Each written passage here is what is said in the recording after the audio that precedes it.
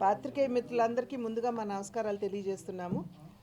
శ్రీనివాస్ వర్మ గారు మంత్రి గారు మీ అందరికీ పరిచయమే. అదేవిధంగా సీఎం రమేష్ గారు మరియు రాజ్యసభ సభ్యులు పాక సత్యనారాయణ గారు, మేమందరం కూడా నిన్న మనకి నిర్మలా సీతారామన్ గారు లోక్సభలో ప్రవేశపెట్టినటువంటి బడ్జెట్ నేపథ్యంలో మన రాష్ట్రానికి ప్రత్యేకించి ఏ విధంగా ఈ బడ్జెట్ మనకి సహకరిస్తుంది మన రాష్ట్ర అభివృద్ధులు అనేటువంటి అంశం మీద మీ అందరికీ కూడా మీ అందరితో చర్చించడానికి ఈ యొక్క పాత్రికేయ సమావేశం నిర్వహించడం జరిగింది. కనుక ముందుగా మీ అందరికీ కూడా నమస్కారాలు, స్వాగతం కూడా.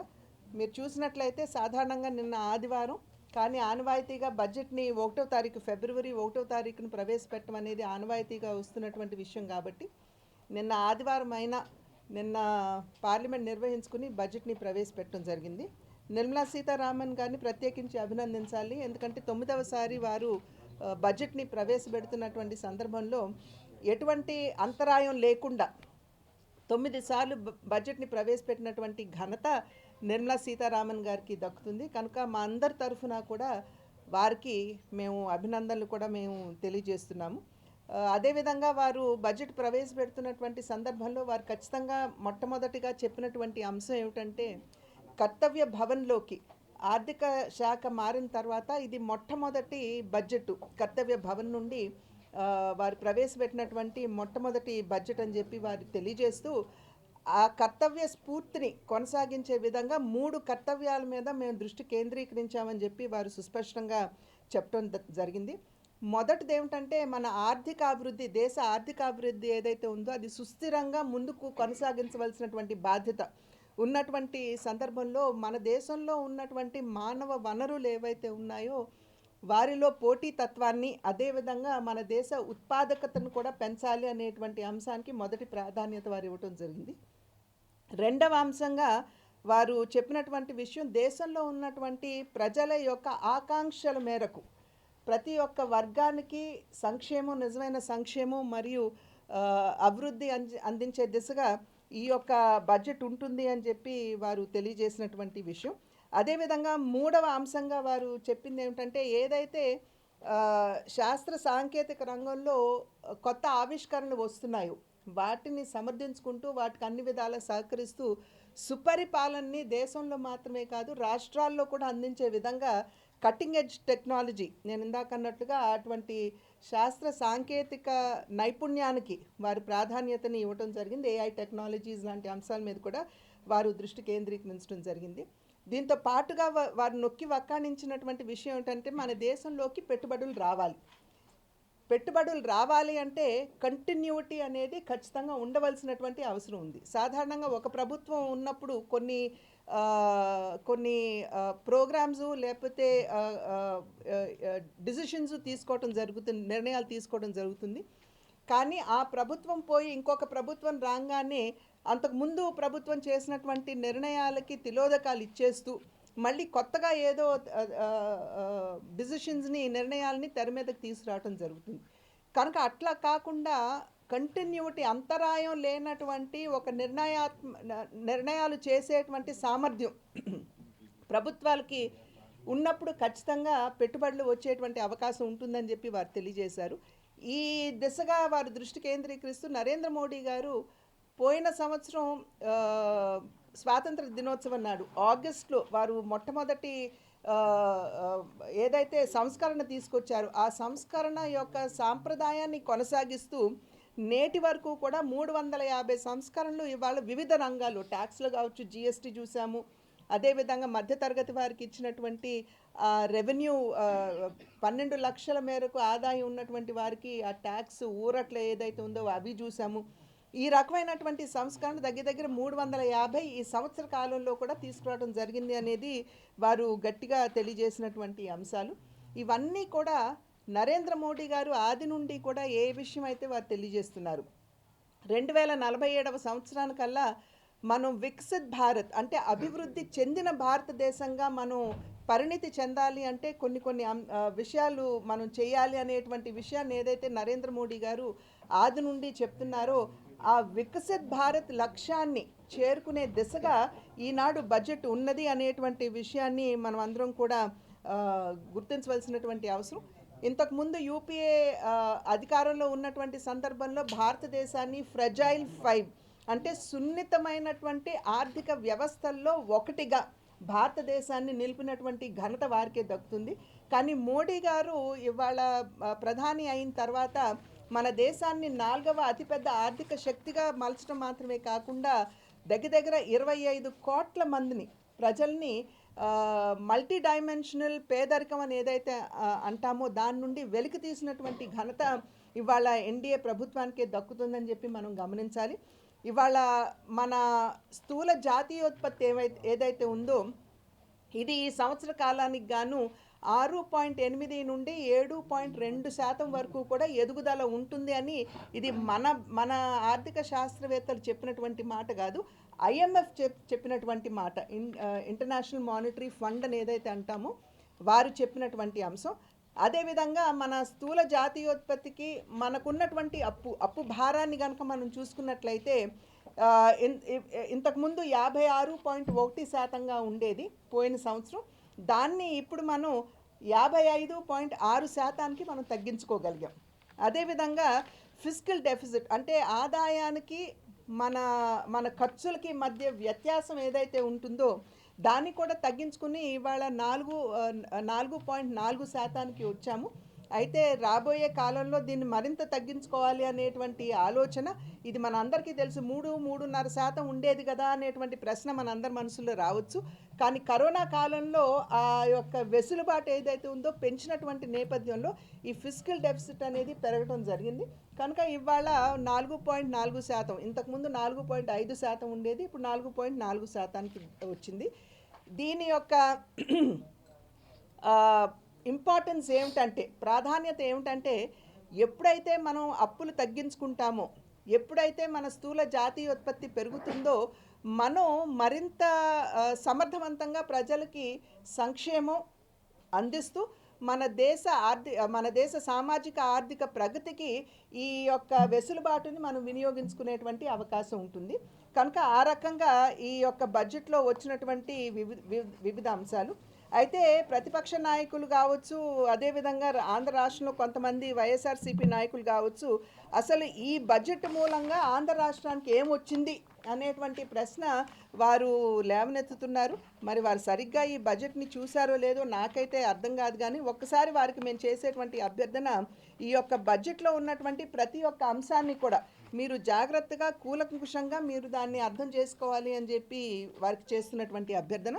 పోలవరానికి 303 పైచిలుకు కోట్లు ఇవ్వడం, 3,300 పైచిలుకు కోట్ల రూపాయలు ఇవ్వటం జరిగింది. అదేవిధంగా గ్రామీణాభివృద్ధిని దృష్టిలో పెట్టుకుని గ్రామీణ ప్రాంతంలో రోడ్లకి కానీ అక్కడ మౌలిక వస్తువులకు కానీ 500 కోట్ల పైచిలుకు ఇవాళ ఆంధ్ర రాష్ట్రానికి అందివ్వటం జరిగింది. పర్యావరణాన్ని కొంచెం నిలకడగా తట్టుకుని నిలబడేటువంటి వంగడాలు ఏవైతే ఉన్నాయో వాటి కోసం అని చెప్పి మన రాష్ట్రానికి 155 కోట్ల రూపాయలు దానికి కూడా ఇవ్వడం జరిగింది. అమరావతిలో మౌలిక వస్తువులకు గాను 400 పైచిలుకు కోట్ల రూపాయలు అందివ్వడం జరిగింది. అంటే పోలవరానికి అమరావతికి కలిపి చూసుకున్నట్లయితే మనం దగ్గర 3,800 కోట్ల పైచిలుకు ఆల్రెడీ ఇవ్వటం జరిగింది. అయితే ఇప్పుడు ఈ బడ్జెట్లో కనుక మనం చూసినట్లయితే నిర్మలా సీతారామన్ గారు చెప్పింది 16వ ఆర్థిక కమిషన్.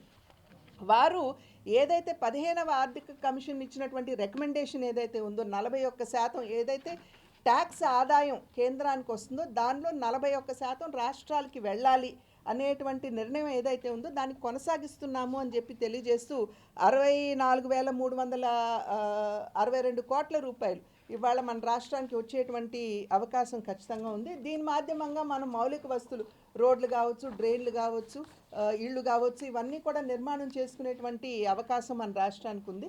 అదేవిధంగా 16వ ఆర్థిక సంఘం గ్రాంట్గా రాష్ట్రాలకి 1.4 లక్షల కోట్ల రూపాయలు ఇవ్వాలి, గ్రాంట్గా ఇవ్వాలి అని చెప్పి వారు చేసినటువంటి రికమెండేషన్ కూడా మేము స్వీకరిస్తున్నాము అని చెప్పి వారు తెలియజేశారు. దీని మాధ్యమంగా ఏంటంటే గ్రామీణ మరియు పట్టణ ప్రాంతాల్లో ఉన్నటువంటి స్థానిక సంస్థలకి చాలా వరకు కూడా వెసులుబాటు కల్పిస్తూ అక్కడ కూడా రోడ్ల నిర్మాణం, డ్రైన్లు, మౌలిక వసతులు కల్పించుకోవడానికి ఇది మనకి చాలా ఉపయోగపడుతుంది అనేటువంటి విషయాన్ని మనం ఇక్కడ గమనించాలి. అయితే ప్రత్యేకించి ఆంధ్ర రాష్ట్రానికి సాధారణంగా బడ్జెట్ ప్రవేశపెడుతున్నటువంటి సందర్భంలో ఆంధ్ర రాష్ట్రంలో అయినా సరే మన అక్కడ ఉన్నటువంటి ఆర్థిక మంత్రి బడ్జెట్ ప్రవేశపెడుతున్నప్పుడు ఈ జిల్లాకి ఎంత, ఆ జిల్లాకి ఎంత అని చెప్పి వారు చెప్పడం అనేది ఉండదు. సాధారణంగా స్థూలంగా బడ్జెట్ ప్రవేశపెడతారు. దాని నుండి జిల్లాలు కానీ, గ్రామాలు కానీ, పట్టణాలు కానీ లాభం పొందేటువంటి అవకాశం. అదేవిధంగా కేంద్రంలో కూడా బడ్జెట్ ప్రవేశపెడుతున్నటువంటి సందర్భంలో ఈ రాష్ట్రానికి ఇంత, ఆ రాష్ట్రానికి ఇంత అని చెప్పి ఎక్కడ కూడా కేటాయింపులు ఆ విధంగా జరగవు. మంత్రిత్వ శాఖలకి జరుగుతాయి. దాని నుండి రాష్ట్ర తన సామర్థ్యాన్ని బట్టి వనరులను అందిపుచ్చుకునేటువంటి అవకాశం రాష్ట్రాలకు ఉంటుంది. కనుక ఇవాళ కనుక మనం బడ్జెట్లో ప్రవేశపెట్టినటువంటి వివిధ అంశాల కింద ఏ విధంగా మన రాష్ట్రం లాభించగలదు అనేటువంటి విషయానికి వస్తే యూనివర్సిటీ టౌన్షిప్స్ 5 యూనివర్సిటీ టౌన్షిప్స్ నిర్మాణం చేయడానికి సహకారం అందిస్తామని చెప్పారు. ఎందుకంటే ఇది ఉన్నత విద్యకి మంచి అవకాశాన్ని మన బిడ్డలు కల్పించడం మాత్రమే కాకుండా వారిలో ఉన్నటువంటి సామర్థ్యాన్ని పెంచేటువంటి అవకాశం ఉంటుంది. ఇవి ఏవైతే ఇండస్ట్రియల్ నోడ్స్ ఉంటాయో వాటికి దగ్గరలో ఉండాలి అనేటువంటి విషయాన్ని కూడా గట్టిగా చెప్పడం జరిగింది. కనుక ఇవాళ సమాజం ఏదైతే నైపుణ్యాన్ని ఆశిస్తుందో ఆ దిశగా నైపుణ్యాభివృద్ధిని మన బిడ్డల్లో కల్పిస్తూ వారికి ఇప్పుడు మన దేశంలో ఉన్నటువంటి యువ శక్తి ఏదైతే ఉందో మన అందరికీ తెలియదు కాదు. 65% మన దేశంలో 35 సంవత్సరాల లోపు వారు ఉన్నారు అని చెప్పి నిర్ధారించడం జరిగింది. కనుక అంతటి యువ శక్తిని మనం కనుక నైపుణ్యాభివృద్ధి దిశగా తీసుకొని వెళ్ళగలిగినట్లయితే మనకి చాలా లాభం ఉంటుంది. అంటే మన అవసరాలనే కాదు, ప్రపంచ అవసరాలని కూడా తీర్చేటువంటి అవకాశం మన దేశానికి ఉంది. కనుక దాన్ని దృష్టిలో పెట్టుకుని ఈ 5 యూనివర్సిటీస్ కూడా వారు యూనివర్సిటీ టౌన్షిప్స్ అనౌన్స్ చేయడం జరిగింది. దీనిలో రీసెర్చ్ జరుగుతుంది, నైపుణ్యాభివృద్ధి ఉంటుంది. కాబట్టి ఇది మన ఆంధ్ర రాష్ట్రాన్ని కూడా తెచ్చుకునేటువంటి అవకాశం ఉంటుంది. అదేవిధంగా ప్రతి జిల్లాలో కూడా మహిళలకి ఒక హాస్టల్, అంటే వారికి విద్యను అభ్యసించడానికి కావచ్చు, చాలామంది బిడ్డలు ఇబ్బంది పడుతూ ఉంటారు. కనుక మహిళా అభివృద్ధికి ఎప్పుడు కూడా మహిళా సాధికారతకి నరేంద్ర మోడీ గారు ఎప్పుడు కూడా పెద్దపీట వేసినటువంటి సందర్భంలో ఇది కూడా ఆడపిల్లల్ని విద్యాధికుల్ని చేయాలి, అదేవిధంగా నైపుణ్యాభివృద్ధిని వారికి అందించాలి అనేటువంటి ఆలోచనతో దీన్ని ప్రతి జిల్లాలో, అంటే మన రాష్ట్రంలో కూడా ప్రతి జిల్లాలో ఇవాళ ఒక హాస్టల్ వచ్చేటువంటి అవకాశం ఉంది. అదేవిధంగా ఆస్ట్రోఫిజిక్స్ మరియు జ్యోతిష్ శాస్త్రానికి సంబంధించి, ఆస్ట్రాలజీకి సంబంధించి కూడా 4 పెద్ద టెలిస్కోప్లు ఇవ్వడం మాత్రమే కాకుండా ప్లానిటేరియంలు కూడా ఇస్తామని చెప్పారు. కనుక ఈ యొక్క మన సాంప్రదాయబద్ధమైనటువంటి విజ్ఞానం ఏదైతే ఉందో దానితో మనకున్నటువంటి అవినాభావ సంబంధం కోల్పోకుండా ఉండటానికి ఈ అంశాన్ని వారు తీసుకుని వచ్చారు. కనుక ఖచ్చితంగా మన రాష్ట్రం కూడా దీన్ని అందిపుచ్చుకుంటుంది అని చెప్పి భావిస్తున్నాను. అదేవిధంగా మన రాష్ట్రంలో మీరు చూసినట్లయితే ఈరోజు టూరిజంకి పర్యాటకానికి పెద్దపీట వేస్తున్నాము. దుర్గేష్ గారు ఆ దిశగా అడుగులు వేస్తున్నటువంటి చంద్రబాబు నాయుడు గారి యొక్క ప్రోత్సాహంతో ముందుకు వెళ్తున్నటువంటి పరిస్థితి మనం రాష్ట్రంలో చూస్తున్నాం. కనుక అక్కడ 10,000 మంది గైడ్స్ ట్రైన్ చేసుకునేటువంటి అవకాశం మనకు ఖచ్చితంగా ఉంది. దీనివలన మనం ట్రైన్ చేసుకోవటం మాత్రమే కాకుండా పర్యాటకంగా ఎప్పుడైతే మన ఆంధ్ర రాష్ట్రాన్ని మనం ఓపెన్ అప్ చేస్తామో మరింత మనకి రెవెన్యూ వచ్చేటువంటి అవకాశం ఉంటుంది. ఎందుకంటే పర్యాటక రంగానికి ఇవాళ కేంద్ర రాష్ట్ర ప్రభుత్వాలు రెండూ కూడా పెద్దపీట వేస్తున్నటువంటి నేపథ్యం. అదేవిధంగా టెక్స్టైల్ మెగా పార్క్స్ అనౌన్స్ చేశారు. ఇంతకు ముందు కూడా టెక్స్టైల్ క్లస్టర్స్, టెక్స్టైల్ పార్క్స్ ఉన్నాయి. కాకపోతే దీనిలో ఏమిటంటే మనకి టెక్నికల్ టెక్స్టైల్స్ అని అంటాం. టెక్నికల్ టెక్స్టైల్స్ అంటే సాధారణంగా మనం వాడుకునేటువంటి కాటన్ దుస్తులు కాకుండా ఒకవేళ అగ్ని ప్రమాదం వాటిల్లింది, అగ్ని ప్రమాదానికి సంబంధించినటువంటి అవుట్ఫిట్, అది కొంచెం అగ్నిని ఆపగలగాలి కనుక ఇటువంటివన్నీ కూడా మనం టెక్నికల్ టెక్స్టైల్స్ అని చెప్పి అంటాము. కనుక ఆ దిశగా అడుగులు వేస్తూ మెగా పార్క్స్ టెక్నికల్ టెక్స్టైల్స్ని ప్రోత్సహించే దిశగా వారు ఇచ్చారు. కనుక మన ఆంధ్ర రాష్ట్రం కూడా ఇది అందిపుచ్చుకుంటుందని చెప్పి నేను విశ్వసిస్తున్నాను. దీనికి తోడు మహాత్మా గాంధీ గ్రామీణ స్వరాజ్ ఇనిషియేటివ్ అని చెప్పి వారు తీసుకొని వచ్చారు. దీని మాధ్యమంగా ఖాదీ కావచ్చు, హ్యాండ్లూమ్ కావచ్చు, లేదా చేతి వృత్తులకి సంబంధించి కావచ్చు సంపూర్ణంగా ఈ యొక్క కార్యక్రమం మాధ్యమంగా సహకారాన్ని అందిస్తారు. మన రాష్ట్రం చూసుకున్నట్లయితే మనకి కొండపల్లి ఉంది, ఏటికొప్పాకు ఉంది, దానికి తోడు మనకి కలంకారీ ప్రింటింగ్ ఉంది. మన శాస్త్రీయబద్ధంగా అక్కడ చేసేటువంటి చీరాల్లో చూసుకున్నట్లయితే జాకార్డ్ వీవ్ ఉంది. ఇటువంటి అన్నీ కూడా వాటికి ప్రోత్సాహాన్ని కల్పించుకునే దిశగా మన అడుగులు వేస్తూ, ఎందుకంటే ఇవాళ వ్యవసాయ రంగం తర్వాత అత్యధికంగా చేనేత వృత్తుల మీద, చేనేత రంగం మీద ఆధారపడి చాలామంది జీవిస్తున్నటువంటి సందర్భంలో వారందరికీ కూడా వెసులుబాటు కల్పిస్తూ one district one product ODOP ఏదైతే మనం అంటున్నామో దానికి కూడా మనం దీని మాధ్యమంగా సహకారాన్ని అందించుకునేటువంటి అవకాశం ఉంటుంది. తర్వాత ముఖ్యంగా Tier 2, Tier 3 సిటీస్లో అక్కడ కావలసినటువంటి 5 లక్షల జనాభా పైబడి ఉన్నట్లయితే 5,000 కోట్ల రూపాయలతోటి ఆ Tier 2, Tier 3 సిటీస్లో మౌలిక వస్తువుని పెంపొందించుకోవటానికి ఇవాళ బడ్జెట్ మాధ్యమంగా ఒక సహకారాన్ని అందిస్తున్నారు. ఇది ఖచ్చితంగా మన రాష్ట్రానికి ఉపయోగపడుతుంది. ఎందుకంటే విశాఖపట్నం, విజయవాడ మనం కొంచెం అభివృద్ధి చెందాయి అని చెప్పి మనం భావించినప్పటికీ కాకినాడ, రాజమండ్రి ఇటువంటి Tier 3 సిటీస్, Tier 2 సిటీస్ కూడా మనం మౌలిక వస్తువులు కల్పించుకునేటువంటి అవకాశం ఉంటుంది. ప్రత్యేకించి రాజమండ్రిలో రేపు 2027లో మనం పుష్కరాలు చూడబోతున్నాం. కానీ ఖచ్చితంగా దీని మాధ్యమంగా మనం వాటిని వినియోగించుకోవచ్చు. అదేవిధంగా 500 రిజర్వాయర్స్ని డెవలప్ చేస్తూ, వాటిని అభివృద్ధి చేస్తూ మత్స్యకారులకి ఇది ఉపయోగకరంగా ఉంటుంది అని చెప్పి వారు తెలియజేయటం మాత్రమే కాకుండా మన కోస్తా తీర ప్రాంతం మనకు చాలా ఎక్కువ, 974 కిలోమీటర్లు ఉంది మనకి తీర ప్రాంతం. కనుక అక్కడ ఉన్నటువంటి మత్స్యకార మహిళల్ని కూడా సెల్ఫ్ హెల్ప్ గ్రూప్స్ లాగా తయారు చేస్తూ వారికి అన్ని విధాలా కూడా సహకారాన్ని అందించాలి అనేటువంటి ఆలోచన. దానికి తోడా ఎఫ్పిఓస్ లాగా కూడా వారిని డెవలప్ చేస్తూ వారికి సహకారాన్ని అందించాలని, కనుక మత్స్యకార రంగానికి ఇది చాలా ఉపయోగపడుతుంది అనేటువంటి విషయం. దీనికి తోడుగా ఇవాళ చూసినట్లయితే కొబ్బరికాయలకి సంబంధించి ఆంధ్ర రాష్ట్రం 2వ స్థానంలో ఉంది, ప్రొడక్షన్ ఆఫ్ కోకోనట్స్. అదేవిధంగా కోకోకి సంబంధించి ఆంధ్ర రాష్ట్రం 2వ స్థానంలో ఉంది మన దేశంలో. కనుక ఇటువంటి హై వాల్యూ ప్లాంటేషన్స్ ఏవైతే ఉంటాయో అవి కొబ్బరి కావచ్చు, అదేవిధంగా శాండిల్వుడ్ కావచ్చు, చందనం కావచ్చు, కోకో కావచ్చు, జీడి కావచ్చు, వీటన్నిటి మీద కూడా ప్రత్యేకమైనటువంటి దృష్టి పెట్టి ఆ రంగంలో ఉన్నటువంటి రైతులకి అన్ని విధాలా సహకరించాలి అని చెప్పి చెప్పడం మాత్రమే కాకుండా ప్రత్యేకించి కొబ్బరి చెట్లు ఏవైతే నిరుపయోగంగా వాటి అంటే ప్రొడక్టివిటీ బాగా మిగిలిపోయి ఉన్నాయో వాటన్నిటిని తొలగించి కొత్త చెట్లు నాటడానికి సంపూర్ణంగా సహకారం అందిస్తామని చెప్పి కూడా దీని మాధ్యమంగా తెలియజేయడం జరిగింది. అది మాత్రమే కాకుండా కోకో మరియు జీడిపప్పు ఏదైతే ఉంటుందో మన రాష్ట్రం నుండి ఇంటర్నేషనల్ బ్రాండింగ్కి సహకరిస్తామని చెప్పి వారు తెలియజేశారు.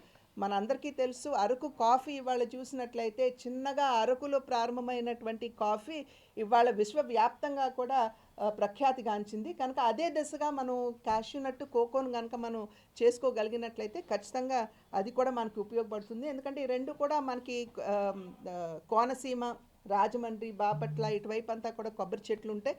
కోకో రాజమండ్రిలో ఉంది. కనుక ఖచ్చితంగా ఇది మనకి ఉపయోగపడేటువంటి అవకాశం. దీనికి తోడు డిస్ట్రిక్ట్ హాస్పిటల్స్లో ఏవైతే అక్కడ మౌలిక వస్తువులు లేవో అక్కడ ట్రామా మరియు ఎమర్జెన్సీ సెంటర్స్ని, డిపార్ట్మెంట్స్ని ప్రోత్సహించడానికి వాళ్ళ ప్రత్యేకమైనటువంటి శ్రద్ధ తీసుకోవడం జరిగింది. దీనికి తోడుగా వైద్య రంగానికి సంబంధించి కూడా అనేక విధాలుగా కూడా ఇవాళ బడ్జెట్లో వైద్య రంగానికి కూడా సహకారాన్ని అందించడం జరిగింది. ఇవాళ అన్నింటికంటే మిన్నగా మనం చూసినట్లయితే ఇండియా సెమీ కండక్టర్ మిషన్ 2 ఇవాళ తీసుకురావడం జరిగింది. దీని మాధ్యమంగా ఏమిటంటే మనకి చాలా వరకు కూడా ఇది ఉపయోగపడేటువంటి అంశం అని చెప్పి మనమందరం ఇక్కడ గమనించవలసినటువంటి విషయంగా మీ అందరికీ కూడా నేను తెలియజేస్తున్నాను. ఇవాళ మనం చూసినట్లయితే విశాఖపట్నం ఇవాళ చాలా త్వరితగతిన అదొక మేజర్ ఏఐ అండ్ డేటా సెంటర్గా డెవలప్ అవుతుంది. ఈ మధ్యనే మనం అందరం కూడా విన్నాము, గూగుల్ అక్కడ పెద్ద ఎత్తున పెట్టుబడులు పెట్టడానికి ముందుకు రావడం జరిగింది. తీర ప్రాంతం ఉన్నటువంటి సందర్భంలో సాధారణంగా వీటికి కావాల్సినటువంటి సీ కేబుల్స్ అన్నీ కూడా వేసుకునేటువంటి అవకాశం మనకుంది. కాబట్టి ఇది ఖచ్చితంగా మన రాష్ట్రానికి పెద్ద ఎత్తున ఉపయోగపడటం మాత్రమే కాకుండా అన్ని విధాలా కూడా పెట్టుబడులు ఇవాళ మన రాష్ట్రానికి వచ్చేటువంటి అవకాశం ఉంటుంది. ఇందాకన్నట్లుగా వీటన్నిటి మాధ్యమంగా డేటా సెంటర్స్, ఏఐ డెవలప్మెంట్ ఇవన్నీ చేసుకున్నట్లయితే మనకు ఖచ్చితంగా సుపరిపాలన దేశానికి, రాష్ట్రానికి అందించుకునే అవకాశం ఉంటుంది. ఇది మాత్రమే కాకుండా రేర్ ఎర్త్ మినరల్స్ అంటే అరుదైనటువంటి ఖనిజాలు ఇవాళ ఒరిస్సా అదేవిధంగా మన ఆంధ్ర రాష్ట్రంలో కూడా పెద్ద ఎత్తున ఉన్నటువంటి సందర్భంలో దాని మీద కూడా ప్రత్యేకమైనటువంటి దృష్టి కేంద్రీకరించడం జరిగింది కేంద్ర ప్రభుత్వం. 30 నుండి 35% మోనజైట్ ఏదైతే ఉందో అది మన రాష్ట్రంలో ప్రత్యేకించి ఈ మధ్యనే 2023-24 సంవత్సరాల్లో అనంతపురంలో చాలా వరకు కూడా ఈ ఖనిజాలు ఉన్నాయి, ఈ మోనోజైట్ అనేది ఉన్నది పెద్ద ఎత్తున అని చెప్పి మనకు తెలియవచ్చినటువంటి విషయం. దీనికి తోడు మన తీర ప్రాంతంలో జిర్కన్ కావచ్చు, గార్నెట్ కావచ్చు, ఇవన్నీ కూడా మనకి అక్కడ దొరికేటువంటి నేపథ్యం. శ్రీకాకుళం, విశాఖపట్నం, నెల్లూరులో ప్రత్యేకించి ఇవన్నీ ఉన్నాయని చెప్పి మనకు తెలియవచ్చినటువంటి విషయం. వీటికి సంబంధించినటువంటి మైనింగ్ ఏదైతే ఉందో కొన్నింటిని ఆంధ్ర రాష్ట్రానికి ఆల్రెడీ ఇచ్చారు. కానీ ఇప్పుడు దీని మాధ్యమంగా ఈ యొక్క రేర్ ఎర్త్ మినరల్స్కి ప్రత్యేకించి సపోర్ట్ ఇవ్వడం మాధ్యమంగా వాటిని మైనింగ్ కావచ్చు, లేకపోతే ప్రాసెసింగ్ కావచ్చు, లేకపోతే వాళ్ళ ప్రొడక్షన్ కావచ్చు, ఏమన్నా చాలా వరకు కూడా మనకి డిఫెన్స్లో, ఎలక్ట్రిక్ వెహికల్స్లో, అదేవిధంగా ఎలక్ట్రానిక్స్లో కూడా ఇది ఉపయోగపడేటువంటి రేర్ ఎర్త్ మినరల్స్ కనుక ఇవన్నీ కూడా మన ఆంధ్ర రాష్ట్రంలో చేసుకునేటువంటి అవకాశం ఇవాళ ఉన్నటువంటి సందర్భంలో ఖచ్చితంగా ఇది ఆంధ్ర రాష్ట్రానికి ఉపయోగపడుతుంది. 7 హై స్పీడ్ కారిడోర్ రైల్ కారిడోర్స్ని అనౌన్స్ చేశారు. దానిలో Pune to Hyderabad, Hyderabad to Bengaluru, Hyderabad to Chennai, తర్వాత Chennai to Bengaluru and Delhi to Varanasi, Varanasi to Siliguri ఇవి అనౌన్స్ చేయడం జరిగింది. మా అభ్యర్థన ఏమిటంటే ఆంధ్ర ప్రభుత్వం కూడా కొంచెం ప్రొయాక్టివ్గా ముందుకు వచ్చినట్లయితే విశాఖపట్నం టు హైదరాబాద్ ఒక హై స్పీడ్ రైల్ కారిడోర్ కనుక మనం కేంద్ర ప్రభుత్వానికి వారి ముందు ప్రతిపాదన పెట్టి వారిని ఒప్పించగలిగినట్లయితే మనం విశాఖపట్నం, రాజమండ్రి, విజయవాడని కలుపుకునేటువంటి అవకాశం ఉంటుంది. కనుక ఇది మన రాష్ట్రానికి చాలా ఉపయోగపడుతుంది. కనుక రాష్ట్ర ప్రభుత్వం దీని మీద కూడా దృష్టి కేంద్రీకరించాలి. మా వంతు కృషి ఎంపీస్గా మేము చేస్తాము. కానీ రాష్ట్ర ప్రభుత్వం నుండి కూడా ప్రతిపాదన వచ్చినట్లయితే ఖచ్చితంగా కన్సిడర్ చేసేటువంటి అవకాశం ఉంటుంది. కనుక ఆ దిశగా ఆలోచిస్తారని చెప్పి భావిస్తున్నాను. కనుక అన్ని విధాలా కూడా నేను ఇందాక చెప్పినట్లుగా వికసిత్ భారత్ కావాలంటే వికసిత్ ఆంధ్రప్రదేశ్ కూడా కావాలి, వికసిత్ రాష్ట్రాలు ఉండాలి. కనుక ఆ దిశగా చూసినట్లయితే వికసిత్ భారత్ ఈ సంకల్పం ఏదైతే నరేంద్ర మోడీ గారు తీసుకున్నారో దానిలో వికసిత్ ఆంధ్రప్రదేశ్ ఈ యొక్క అంశాలన్నింటినీ కూడా దృష్టి పెట్టుకుంటే ఇవన్నీ కూడా మనం అందిపుచ్చుకుంటే మనం కూడా వికసిత్ ఆంధ్రగా వికసిత్ భారత్ ప్రయాణంలో భాగస్వాములు అయ్యేటువంటి అవకాశం ఉంటుందని చెప్పి తెలియజేసుకుని సెలవు తీసుకుంటాం. ఎప్పుడైతే మన ప్రధానమంత్రి నరేంద్ర మోడీ గారు ప్రమాణ స్వీకారం చేశారో ఫస్ట్ బడ్జెట్ చూస్తే ఆ రోజు టోటల్ రెవెన్యూ భారతదేశం అంతా 12 లక్షల కోట్లు, ఈరోజు దాదాపు 35-36 లక్షల కోట్లు, అంటే 2 times 200% పెరిగింది. అది ముఖ్యంగా ప్రధానమంత్రి గారు ఎంత పగడ్బందీగా ఈ ట్యాక్సేషన్స్ కానీ కరప్షన్ లేకుండా, ఎక్కడ స్కామ్స్ లేకుండా జాగ్రత్తగా ఈ 12 సంవత్సరాలు తీసుకొని రావడం వల్ల మనకి రెవెన్యూస్ దాదాపు ఈరోజు ఇంత పెరిగాయంటే అది ఈ ప్రభుత్వం, ఎన్డీఏ ప్రభుత్వం ఘనత. ముఖ్యంగా ప్రధానమంత్రి నరేంద్ర మోడీ గారు, మన ఫైనాన్స్ మినిస్టర్ నిర్మలా సీతారామన్ గారు, క్యాబినెట్ అంతా కలిపి ఒక సమిష్టి కృషితో రావడం జరిగింది. ఇప్పుడు షార్ట్ టర్మ్ చూసుకోకుండా లాంగ్ టర్మ్లో వికసిత్ భారత్, వికసిత్ ఆంధ్రప్రదేశ్ ఏ విధంగా చేయాలనో ఆ విధంగా ముఖ్యంగా ఈ బడ్జెట్ రూపొందించడం జరిగింది. ఆంధ్రప్రదేశ్లో నిన్న కొంతమంది వైఎస్ఆర్సీపీ వాళ్ళు మాట్లాడుతున్నారు అసలు బడ్జెట్ గురించి, లేదంటే బడ్జెట్ ఏ విధంగా ఉంటుంది, ఎలా ఉండాలి, ఏం చేస్తే ఆంధ్రప్రదేశ్కి మేలు జరుగుతుంది, ఏం చేస్తే భారతదేశానికి మేలు జరుగుతుందనే ఆలోచన కానీ అవగాహన కానీ మాట్లాడిన వారికి ఎవరికి లేదు. వారు ఎంతసేపు ఉన్నా కానీ దోచుకుందామా, దాచుకుందామా, స్కాములు చేద్దామనే వాళ్ళకి ఈ బడ్జెట్ల గురించి, డెవలప్మెంట్ గురించి, ఏ విధంగా దేశం ముందుకెళ్తుంది, ఏ విధంగా మన ప్రధానమంత్రి నరేంద్ర మోడీ గారు ముందుకు తీసుకెళ్తున్నారు, ఆంధ్రప్రదేశ్లో కూటమి ప్రభుత్వం ఏ విధంగా ముందుకెళ్తుంది. ఎందుకంటే మనం చూసాం ముఖ్యంగా ఈ బడ్జెట్ చూస్తే ఎక్కువ ఆంధ్రప్రదేశ్కి మిగతా రాష్ట్రాలతో పోల్చుకుంటే ఆంధ్రప్రదేశ్కి ఎక్కువ బెనిఫిట్ ఉంది. ఎందువల్లంటే ఇప్పుడు వచ్చే టెక్నాలజీ బెనిఫిట్స్, అలాగే గ్రీన్ ఎనర్జీ, గ్రీన్ అమోనియా ఇవన్నీ కూడా చాలా వరకు వెసులుబాటు కలిగించి ఈ బడ్జెట్లో ప్రోత్సాహాలు, పిఎల్ఐ స్కీమ్స్ ఇవ్వడం జరిగింది. మిగతా స్కీమ్స్ అన్నీ కూడా మేడం గారు చాలా వివరంగా చెప్పారు. ఆంధ్రప్రదేశ్లో ఉండే వైసీపీ నాయకులకు కానీ మిగతా వాళ్ళకి కానీ ఈ బడ్జెట్ గురించి అవగాహన లేదు, వారికి అర్థం కాదు.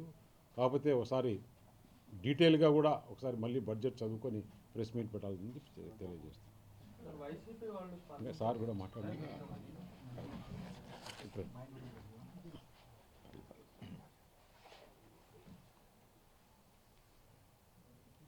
ఆర్థిక శాఖ మంత్రి శ్రీమతి నిర్మలా సీతారామన్ గారు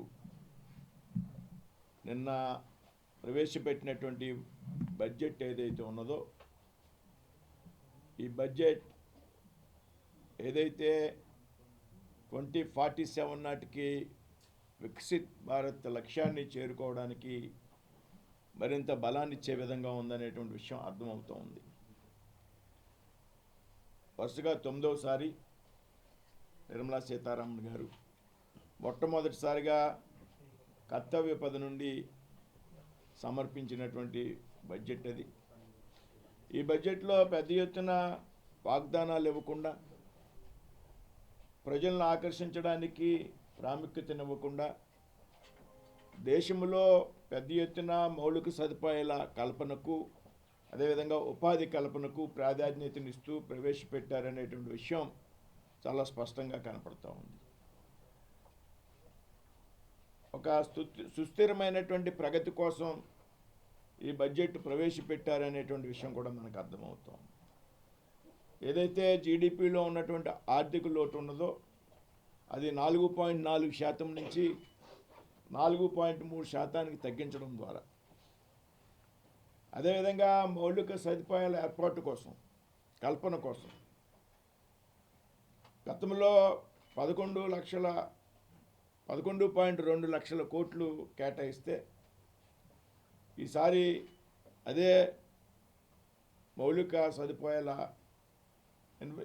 ఇన్ఫ్రాస్ట్రక్చర్ డెవలప్ చేయడం కోసం 12.2 లక్షల కోట్లను కేటాయించడం జరిగింది. అంటే ఇన్ఫ్రాస్ట్రక్చర్ డెవలప్మెంట్కి పెద్ద ఎత్తున ప్రాధాన్యతను ఇచ్చారనేటువంటి విషయం ఈ బడ్జెట్ చెప్తా ఉన్నది అనేటువంటి విషయాన్ని సందర్భంగా స్పష్టం చేస్తూ ఉన్నాం. అదేవిధంగా ఏదైతే విబిజి రామ్జీ పథకం ఏదైతే ఉన్నదో దానికి పెద్ద ఎత్తున నిధులు కేటాయించినటువంటి సందర్భం మనంతా కూడా గమనించాం. నిన్న వైసీపీ నాయకులు సుబ్బారెడ్డి గారు మాట్లాడింది మేమంతా చూసాం.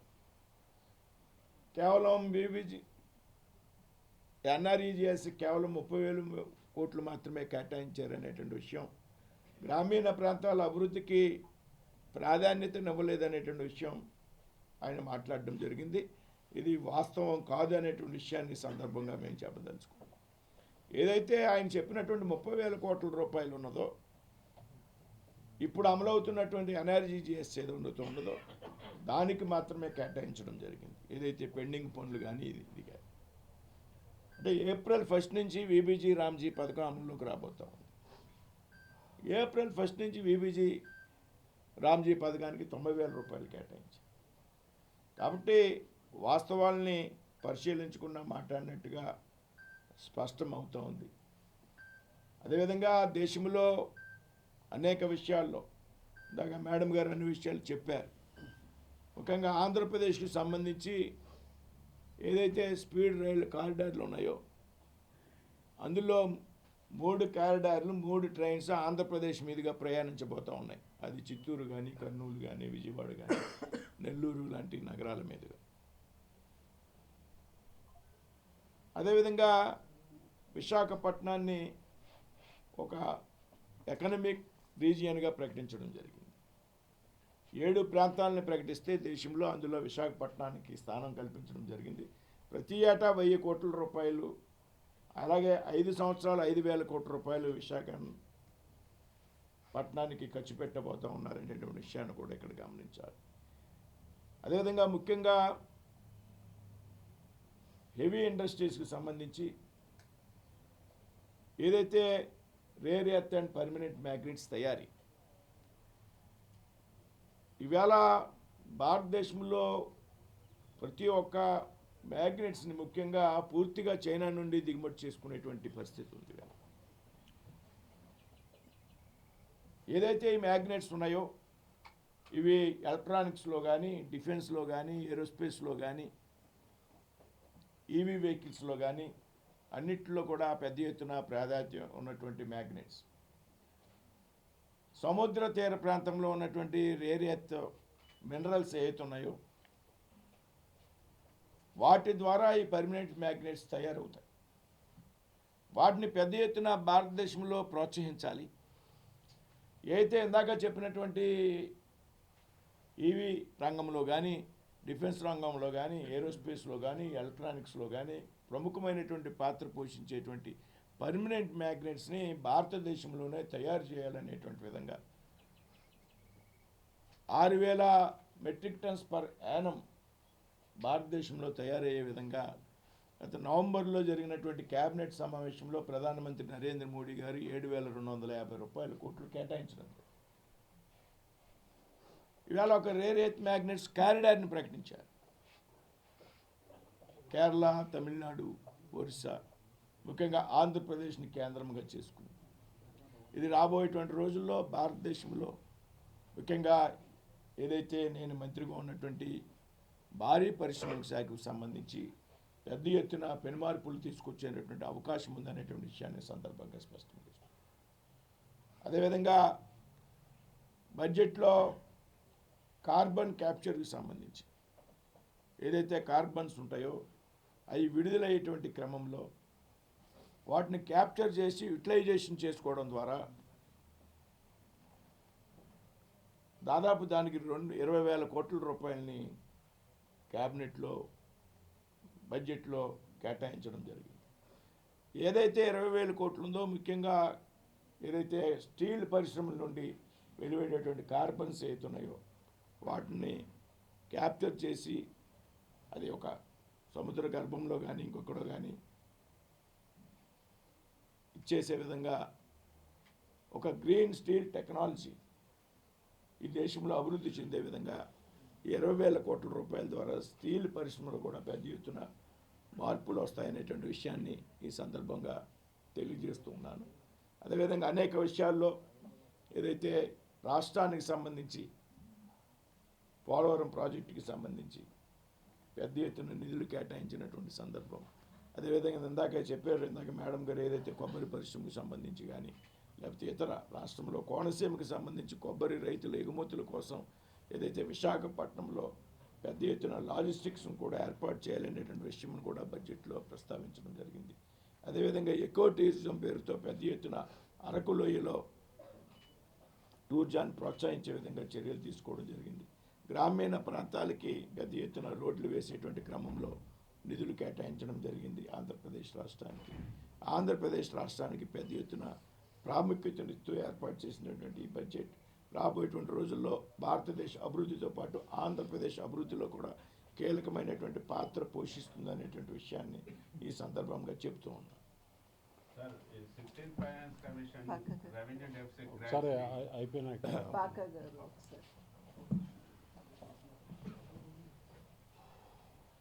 మీడియా మిత్రులందరికీ కూడా నా యొక్క నమస్కారాలు.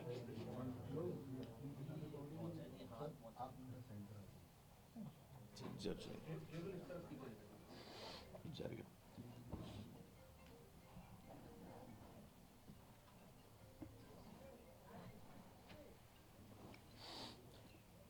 మిత్రులందరికీ నా యొక్క నమస్కారాలు. ప్రపంచంలో ఉన్నటువంటి ప్రతికూల పరిస్థితుల్లో భారత్లో ఈ బడ్జెట్ని ప్రవేశపెట్టింది. మధ్యాసియాలో జరుగుతున్నటువంటి ఒక యుద్ధం, ఉక్రెయిన్ రష్యాల మధ్యన సాగుతున్నటువంటి ఒక పోరాటం, అమెరికా అధ్యక్షుని యొక్క వింత పోకడ, ప్రపంచంలో ఆర్థిక తిరోగమనానికి సంబంధించినటువంటి పరిస్థితితో పాటు అస్తవ్యస్తంగా ఉన్నటువంటి ప్రపంచ ఆర్థిక వ్యవస్థని దృష్టిలో పెట్టుకుని ఈ యొక్క బడ్జెట్ని ప్రతిపాదిస్తూ దీర్ఘకాలిక లక్ష్యాలను నిలబెడుతూ స్వదేశీ పరిజ్ఞానంతో డాలర్కి ప్రత్యామ్నాయంగా ఒక ప్రత్యేకమైనటువంటి ఆర్థిక వ్యూహంతో నడుస్తున్నటువంటి ఈ అంతర్లీనమైనటువంటి అంశం చాలా ప్రధానమైనటువంటి విషయంగా పరిగణించాల్సిన పరిస్థితి.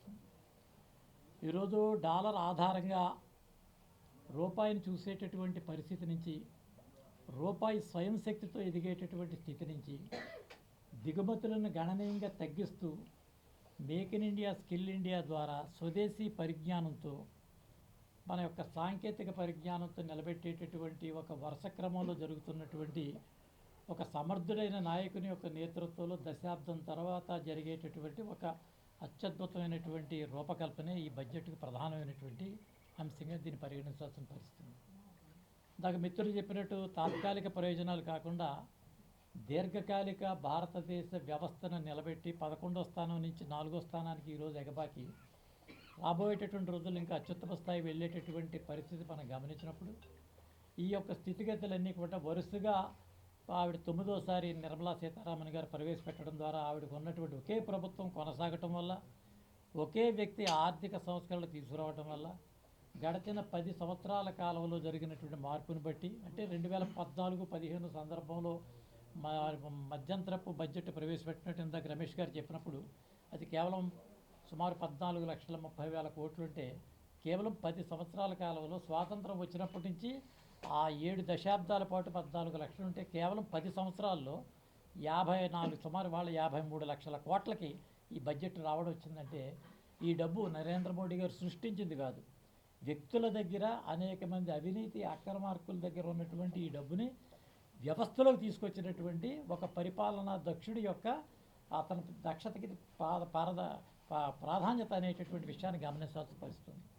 కాబట్టి వ్యక్తుల యొక్క శక్తిని తగ్గిస్తూ వ్యవస్థను యొక్క బలోపేతం చేసేటటువంటి విధానాలు ఇవన్నీ కూడా స్థూలమైనటువంటి ఆలోచనతో కలిగినటువంటి ఈ బడ్జెట్ యొక్క ప్రతిపాదనని మరి ఈరోజు కేవలం భారతదేశమే కాదు, నిన్న ప్రపంచంలో ఉన్నటువంటి అన్ని దేశాలు కూడా దీన్ని వీక్షించే పరిస్థితి వచ్చింది.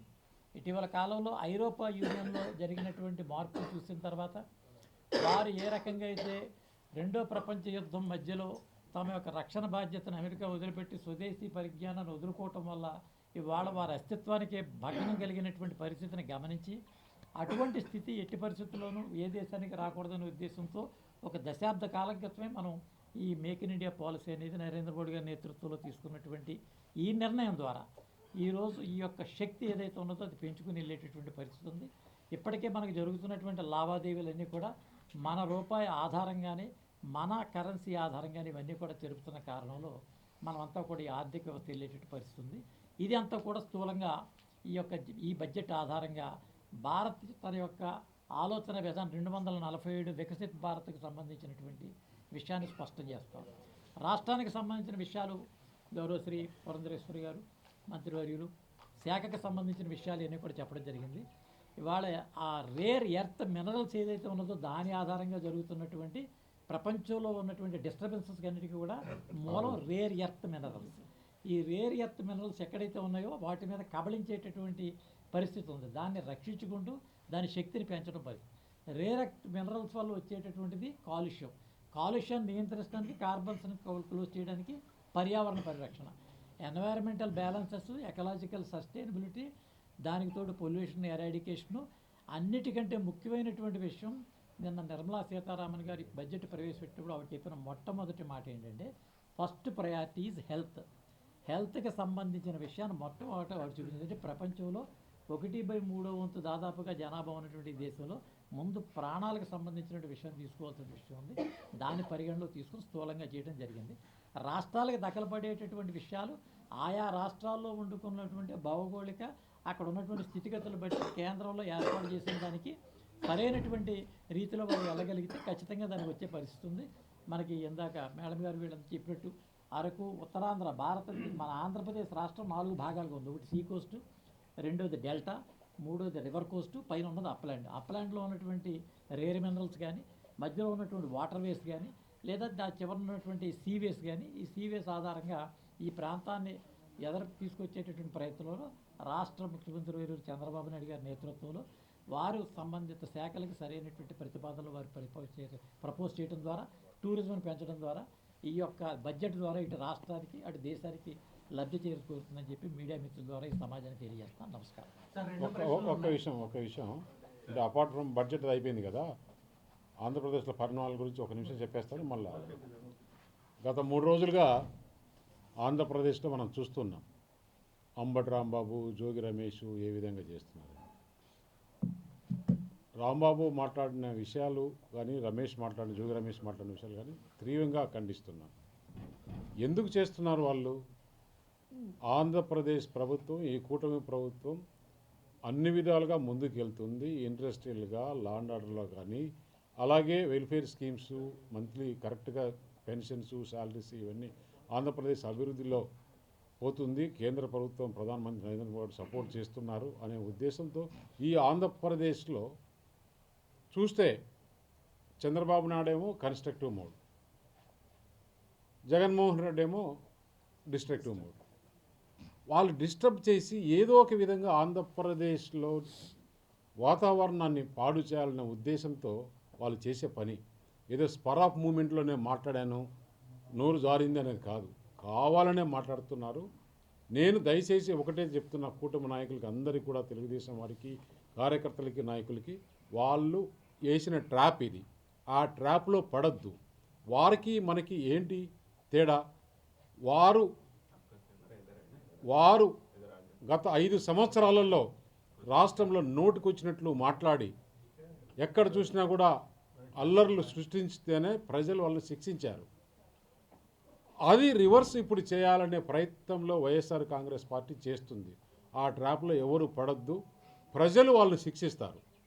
ఆల్రెడీ శిక్షించారు, ఇంకా కూడా 11 సీట్లు కూడా రాకుండా శిక్షిస్తారు. కానీ మనం మాత్రం ఎలాంటి తప్పులు చేయకూడదు. ఎందుకంటే కూటమి ప్రభుత్వం చంద్రబాబు నాయుడు కంటే ఒక మంచి పేరుంది. Chandrababu Naidu law and order కాపాడుతాడు. ప్రధానమంత్రి నరేంద్ర మోడీ గారి నేతృత్వంలో ఈ రాష్ట్రం ముందుకెళ్తుందని ఆలోచనలో ప్రజలు ఉన్నప్పుడు వారిని డైవర్ట్ చేసేదానికి ఈ డైవర్ట్ పాలిటిక్స్ వాళ్ళు ట్రాప్ చేస్తున్నారు. ఆ ట్రాప్లో ఎవరు పడద్దని చెప్పేసి నేను దయచేసి విజ్ఞప్తి చేస్తున్నా.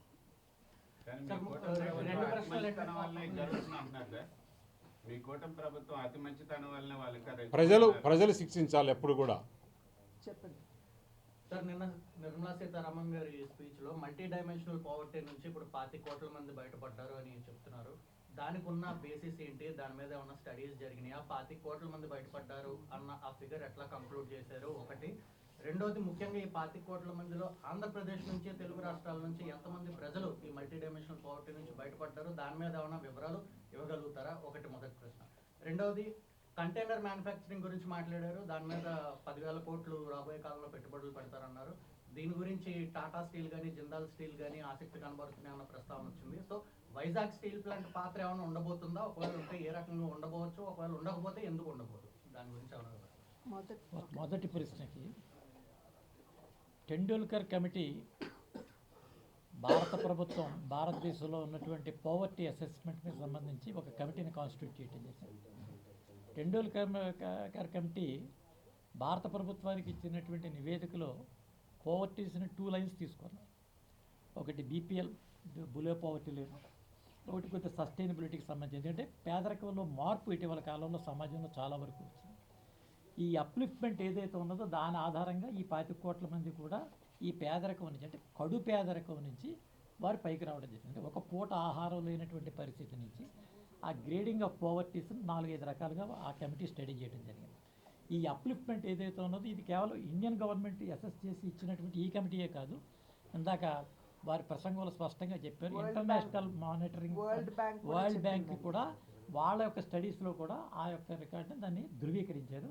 అది దాని మొదటికి సంబంధించిన విషయం. రెండోది ఈ స్టీల్కి సంబంధించిన విషయం. ఇప్పుడు container manufacturing is a different company, Visakha steel plant is a different company. ఇప్పుడు నీకు ఒక మంచి ప్యాంట్ షర్ట్ కావాలి, నీకు ఎక్కడ బాగా దొరుకుతుంది, ఎక్కడ తక్కువ దొరుకుతుంది, నీకు ఎక్కడ సూట్ అవుతుందంటే అక్కడ తీసుకుంటావు. అంతేగాని ఎప్పుడైతే ఇలాంటి ఇండస్ట్రీస్ వస్తూ ఉంటాయో డెఫినెట్గా అన్ని స్టీల్ ఇండస్ట్రీస్కి డిమాండ్ ఉంటుంది, రేట్ వస్తుంది. ఒకదానికి ఒకటి లింక్ చేయలేరు. సరే, 16 ఫైనాన్స్ కమిషన్ రెవెన్యూ డెఫిసిట్ గ్రాంట్స్ని మొత్తంగా ఎత్తేయటం వల్ల మన స్టేట్ ముఖ్యంగా ఏపీకే దాదాపు 25,000-30,000 కోట్లు నష్టం అవుతుంది. తర్వాత జీరామ్జీ వల్ల కూడా ఏపీకి కూడా 5-6,000 కోట్లు నష్టం జరుగుతుంది. సో దీన్ని ఎట్లా భర్తీ చేద్దాం? జీరామ్జీకి సంబంధించండి ఇంతకుముందు సాధారణంగా ఎంప్లాయ్మెంట్ గ్యారంటీ యాక్ట్ ఉన్నటువంటి సందర్భంలో చాలా వరకు నిధులు దుర్వినియోగం అయ్యేటువంటి విషయం మనందరికీ తెలుసు. మీరే పుంకాలుగా మీ మీడియాలోనే మీరందరూ రాయడం చూపించడం కూడా జరిగింది. లేని రోస్టర్స్ చూపించడం, లేని జాబ్ కార్డ్స్ కల్పించడం, చనిపోయిన వారిని కూడా చూపించడం, ఇటువంటి అన్నీ కూడా జరిగినటువంటి విషయాలు మీ అందరికీ తెలుసు, లోక విదితం ఇది. కనుక ఈ యొక్క లీకేజెస్ ఏదైతే ఉందో, సాధారణంగా నాది ఒక 10 రూపాయలు దాంట్లో ఉన్నది అంటే వచ్చేటువంటి జాగ్రత్త వేరు. నాది లేదు ఇంకొకరిది అని అనుకున్నప్పుడు దాని పట్ల ఉన్నటువంటి ఆ నిర్లప్తత అనేది అది అందరికీ తెలిసినటువంటి అంశమే. కనుక ఆ రెస్పాన్సిబిలిటీ కూడా రాష్ట్రాలు తీసుకోవాలి అనేటువంటి ఆలోచనతోటి 60-40 అనేది తీసుకురావడం జరిగింది. ఆర్థిక సంఘానికి సంబంధించి మీరు ఈ రెవెన్యూ డెఫిసిట్ ఏదైతే ఉందో దానికి సంబంధించే 1.4 lakh crores గ్రాంట్గా రాష్ట్రాలకు ఇవ్వమని చెప్పడం జరిగింది. సో అవన్నీ కూడా రాష్ట్రాలకు వస్తాయి. అది కాకుండా మనకి సెంట్రల్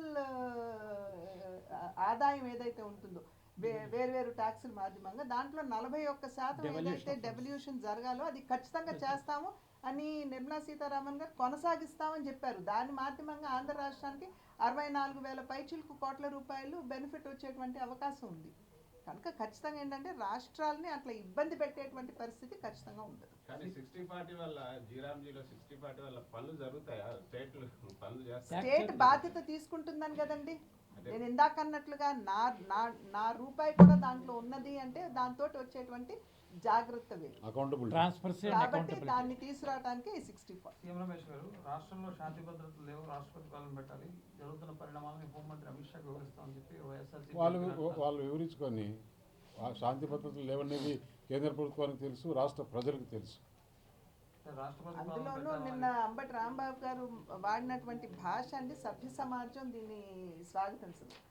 అండ్ ఆయన గుర్తించవలసినటువంటి విషయం, ఆయన చంద్రబాబు నాయుడు గారిని కాదండి, రాష్ట్ర ముఖ్యమంత్రిని ఆయన దూషించారు.